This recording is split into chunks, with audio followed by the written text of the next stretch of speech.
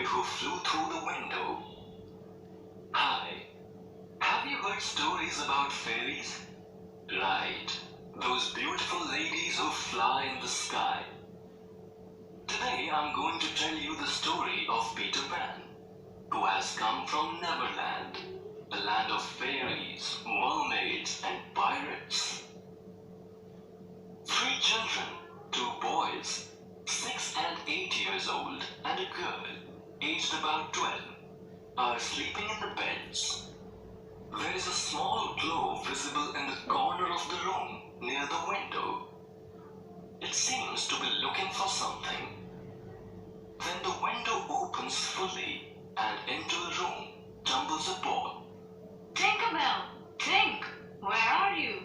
Tinkerbell is in the jug. Tell me, have you found where they put my shadow?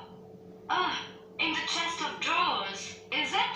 Peter finds his shadow in the drawer. He tries to fix it using soap, foos, etc.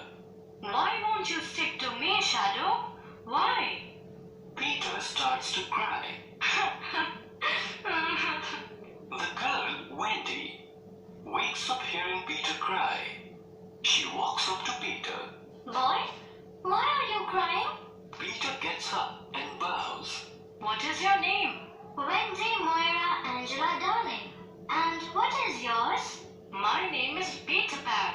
That's a short name. And where do you live, Peter Pan? Take the second right and then straight ahead. How funny. I mean, is that your address? No, it isn't. Nobody needs my address. I don't get any letters. Wendy is shocked. What? Doesn't your mother get any? I don't have a mother. Oh, Peter. No wonder you were crying. I wasn't crying about mothers. I was crying because my shadow has come up and will not stick to me. It won't be stuck on with soap. It must be sewn on. Oh, how wonderful it is to be back with my shadow. I am so clever. Of course. It was all your cleverness. I did nothing at all. Peter goes near her bed and tries to please her. Dear Wendy, one girl is more use than 20 boys. Do you really think so, Peter? Yes, I do. Peter, won't you tell me about the fairies? Fairies are the loveliest things. Do you know that when the first baby laughed for the first time, its laugh broke into 1,000 pieces and each piece became a fairy? So, there ought to be one fairy for every boy and girl. What do you mean by ought to be? Aren't there one for everyone? No. Children today don't believe in fairies anymore. They think they know such a lot. And every time a child says, I don't believe in fairies, a fairy somewhere drops down dead. Peter realizes that Tinkerbell is missing. He starts looking around. What are you looking for? I don't know where she has gone. She was here just now. Oh, Peter, you don't mean there is a fairy in this room? Yes. Can you hear her? The only sound I hear is sounds like bells tinkling. That is fairy language. I see. She's in there. He rushes to the chest of drawers and releases Tinkerbell, who is very angry. You shouldn't say such thing, Tink. Of course, I am very sorry. But how could I have known you were in the drawer? Oh, Peter, if only she would stand still a moment so I could see her. Oh, they hardly ever do that. Tinkerbell stands still. She is beautiful. Where is she now? She is behind the clock.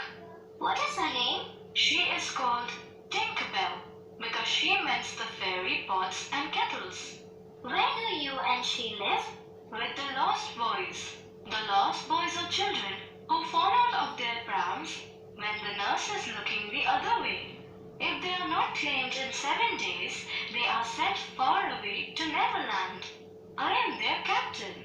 Peter tells her that there are no girls there, as they do not fall off prams. Oh, Peter, why did you come to our window? To find my shadow, of course. It slipped in when tell stories. I love stories, but I didn't hear the end of it.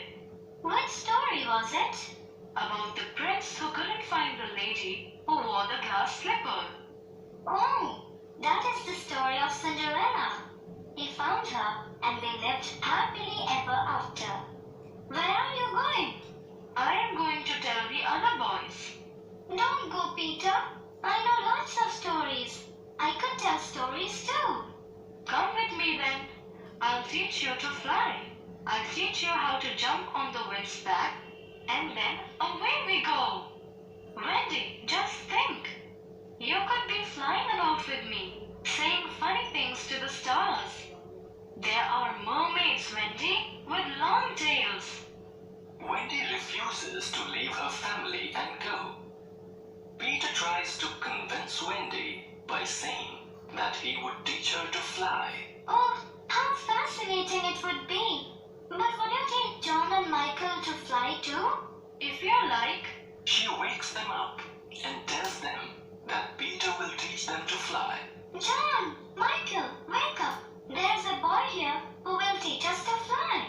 What? Really? I am up. Peter flies in the air. How do you do it? You just think lovely thoughts and let them lift you up.